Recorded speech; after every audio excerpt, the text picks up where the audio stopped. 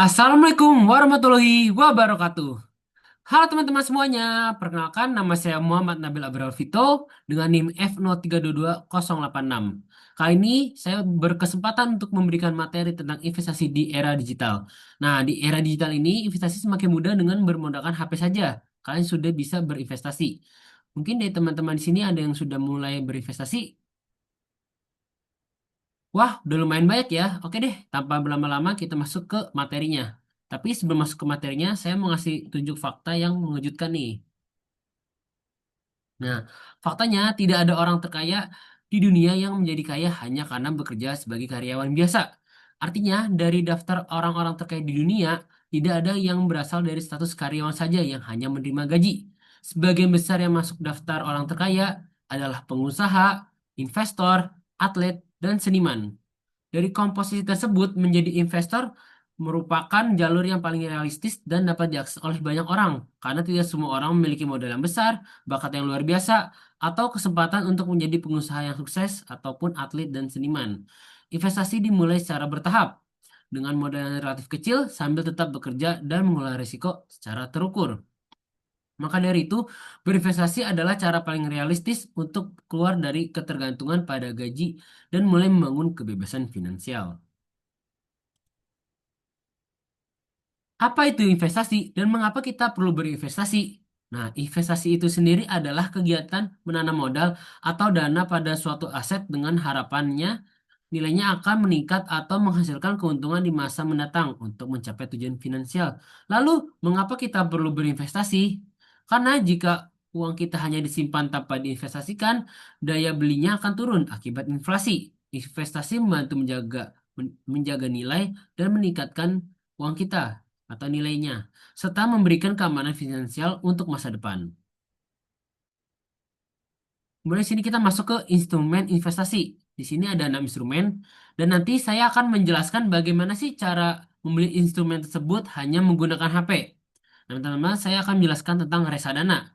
Reksadana itu sendiri adalah wadah untuk menghimpun dana dari banyak investor yang kemudian dikelola oleh manajer investasi ke dalam berbagai instrumen keuangan seperti saham, obligasi, pasar uang. Dan reksadana ini cocok untuk pemula yang mau memulai investasi. Nah, reksadana ini bisa dibeli melalui aplikasi Bibit, Bareksa, atau Makmur. Nah, yang kedua ini saham. Mungkin teman-teman udah pada familiar tentang saham. Nah, saham ini adalah bukti kepemilikan atas suatu perusahaan. Jika kita memiliki saham, berarti kita memiliki sebagian kecil dari perusahaan tersebut. Dan yang unik, di sini saham bisa mendapatkan dua keuntungan. Nah, keuntungan apa saja tuh? Kok bisa sampai dua? Yang pertama itu capital gain, jadi keuntungan dari sisi harga beli dan jual. Yang kedua ada dividen, pembagian laba perusahaan kepada pemegang saham.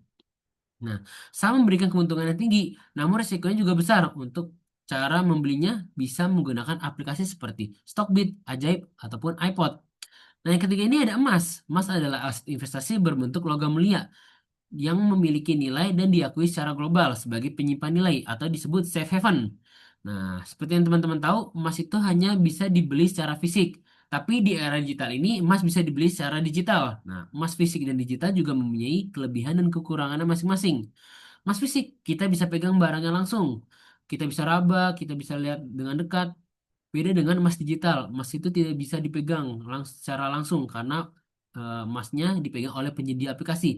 Namun, emas digital kita tidak perlu ribet menyimpannya. Amit-amit misalkan rumah kita kebakaran atau rumah kita kecurian nih. Emas kita tetap aman karena emasnya itu disimpan oleh penyedia aplikasi. Kemudian aplikasi apa sih untuk membeli emas digital? Teman-teman bisa menggunakan aplikasi seperti Kering by Pegadaian dan Treasury. Kemudian yang keempat sini ada deposito.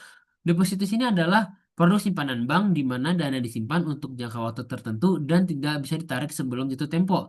Mirip kayak kita simpan duit di bank, cuma dikunci sampai periode tertentu atau beberapa bulan. Nah, untuk membuka deposito, kita bisa langsung menggunakan m-banking.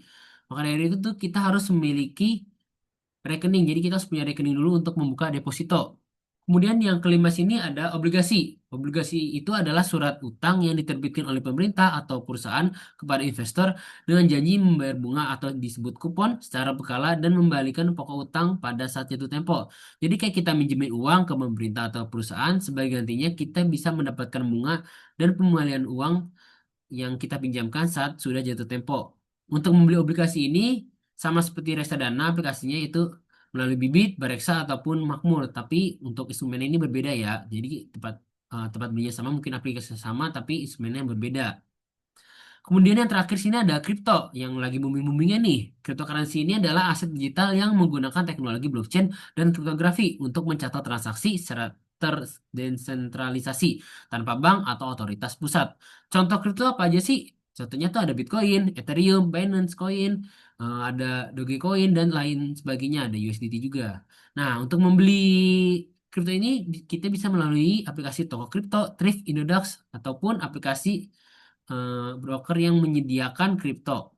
Nah, untuk selanjutnya ini kita masuk ke materi berikut yaitu diversifikasi. Seperti gambar ini ada tulisannya don't put all your eggs in one basket.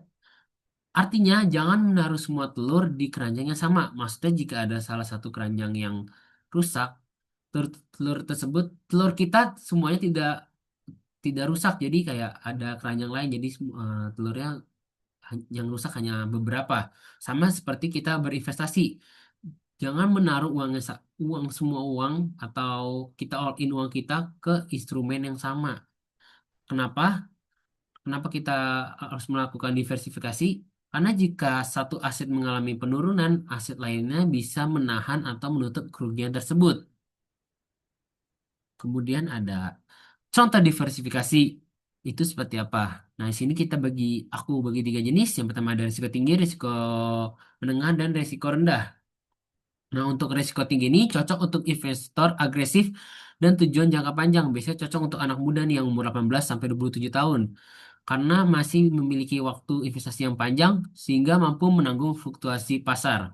Kemudian di sini ada risiko menengah, cocok untuk investor moderat yang ingin stabil tapi tetap bertumbuh. Biasanya umur 30-an nih yang udah berkeluarga, yang memiliki tanggung jawab keuangan mulai meningkat seperti tanggung jawab rumah, pendidikan untuk keluarga. Nah, biasanya ini investornya tetap ingin membutuhkan pertumbuhan tapi juga stabilitas dan keamanan. Di sini ada risiko rendah, cocok untuk investor konservatif dan tujuan jangka pendek. Biasanya udah usia 50-an nih.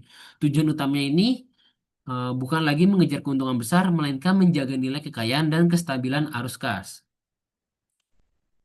Lanjut kita masuk ke orang suka nanya, kapan sih kita harus mulai berinvestasi? Jawabannya adalah mulailah sejak dini. Semakin cepat mulai investasi, semakin besar manfaat efek compounding atau bunga berbunga yang kamu dapatkan. Waktu adalah aset terpenting dalam investasi. Seperti yang dikatakan oleh Albert Einstein, compound interest adalah keajaiban dunia ke-8. Siapa yang memahaminya akan mendapatkannya. Siapa yang tidak memahaminya akan membayarnya. Begitu. Dan untuk masuk ke kesimpulan, jadi investasi di era digital kini semakin mudah diakses oleh siapa saja melalui smartphone atau HP dengan berbagai pilihan instrumen seperti reksadana, saham, emas, deposito, obligasi, dan kripto yang dapat disesuaikan dengan tujuan serta profil risiko masing-masing individu. Kemudian ada dengan memahami dasar investasi, risiko, dan pentingnya diversifikasi, setiap orang memiliki peluang yang sama untuk membangun kestabilan dan kebebasan finansial tanpa harus bertanggung sepenuhnya pada penghasilan dari gaji. Terakhir, mulailah berinvestasi sedini mungkin, sekecil apapun nominalnya, karena waktu dan konsistensi adalah kunci utama dalam memaksimalkan manfaat compound interest dan mencapai tujuan keuangan di masa depan.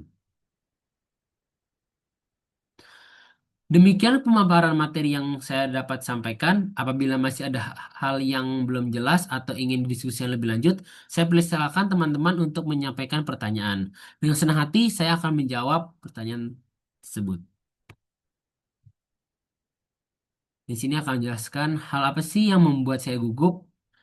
Mungkin hal yang membuat saya gugup ini kekhawatiran saya saat presentasi takut tidak baik ataupun lupa saat mau menyampaikan sesuatu. Untuk mengatasinya, saya menggunakan breathing teknik, yaitu dengan mengambil nafas sebelum mulai penyampaian materi. Dan saya menggunakan teknik fokus pada pesan, bukan kesempurnaan. Atas perhatian teman-teman, saya ucapkan terima kasih. Wassalamualaikum warahmatullahi wabarakatuh.